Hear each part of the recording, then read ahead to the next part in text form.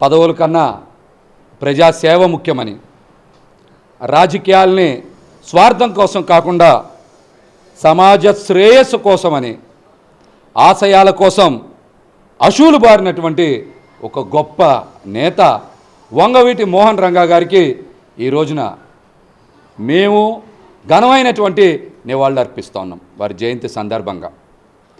జయంతి సందర్భంగా ఘనమైనటువంటి నివాళులు అర్పిస్తూ ఉన్నాం. బడుగు బలహీన వర్గాల సంక్షేమం కోసం నిరంతరం పోరాటం చేసినటువంటి వ్యక్తి రంగా గారు కనుకనే ఈ రోజుకి కూడా బలహీన వర్గాల గుండెల్లో ఆయన కొలువై ఉన్నారు. ఏది కూడా స్వార్థం కోసం కాకుండా సమాజ హితం కోసం పనిచేశారు కాబట్టే ఆయన బడుగు బలహీన వర్గాల గుండెల్లో ఉన్నారన్నటువంటి విషయం ప్రతి ఒక్కరు కూడా తెలుసుకున్నారు.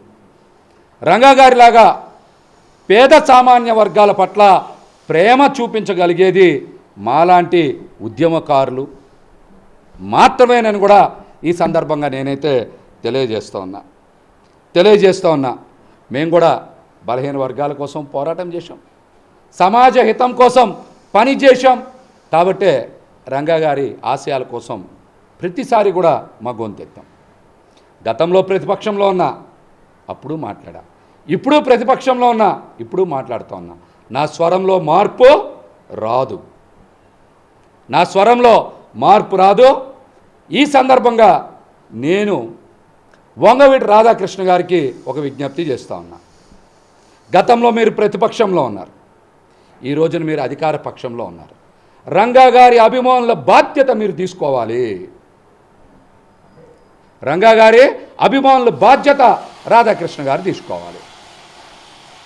రంగా గారి పేరుని ఒక చిన్న జిల్లాకు ఏర్పాటు చేయించిన బాధ్యత, అదేవిధంగా ఏదో ఒక పథకానికి రంగా గారి పేరు పెట్టే విధంగా రంగా గారి స్మృతివనం ఏర్పాటు చేసి పూర్తి చేసే బాధ్యత వంగవీటి రాధాకృష్ణ గారు తీసుకోవాలి.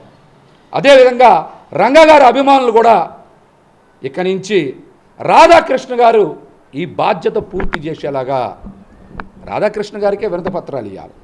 ఎన్నికల్లో బలంగా ప్రచారం చేశారు, ఈరోజు అధికార పక్షంలో ఉన్నారు. కాబట్టి ఈ బాధ్యతని రాధాకృష్ణ గారు తీసుకోవాలని కూడా నేనైతే మనస్ఫూర్తిగా కోరుకుంటున్నాను. ఎందుకంటే చాలా సందర్భాల్లో నేను మనస్ఫూర్తిగా చెప్పా, మా అన్నయ్య రాధాకృష్ణ గారని, వంగవీటి రాధాకృష్ణ గారు మా అన్నయ్య అని నేను మనస్ఫూర్తిగా చెప్పా. అందుకనే ఆయనకు కూడా ఈ సందర్భంగా నేను విజ్ఞప్తి చేస్తూ ఉన్నా.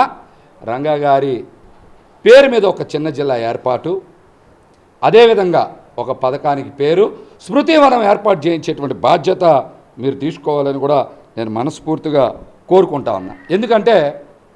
ఎందుకంటే రాధాకృష్ణ గారు ఈ రోజున అటు చంద్రబాబు నాయుడు గారికి ఇటు పవన్ కళ్యాణ్ గారికి బాగా దగ్గరగా ఉండేటువంటి వ్యక్తి.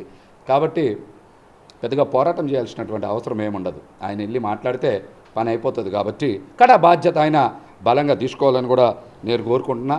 అదేవిధంగా రాజకీయ అవసరాల కోసం ఒక సామాజిక వర్గాన్ని అందరూ కూడా బలంగా వాడుకుంటూ ఉన్నారు. ఆ సామాజిక వర్గ అభివృద్ధి సంక్షేమం కోసం, రిజర్వేషన్ల కోసం రాధాకృష్ణ గారు కూడా పనిచేయాలని నేనైతే మనస్ఫూర్తిగా కోరుకుంటూ, మేము ఎప్పుడు కూడా ఉద్యమకారుడిగానే ఉన్నాం, పదవులు వెంటపడలా, బాధ్యతగా పనిచేసాం. రాబోయే రోజుల్లో కూడా బలంగా బాధ్యతగా పని చేస్తామని కూడా ఈ సందర్భంగా తెలియజేస్తా.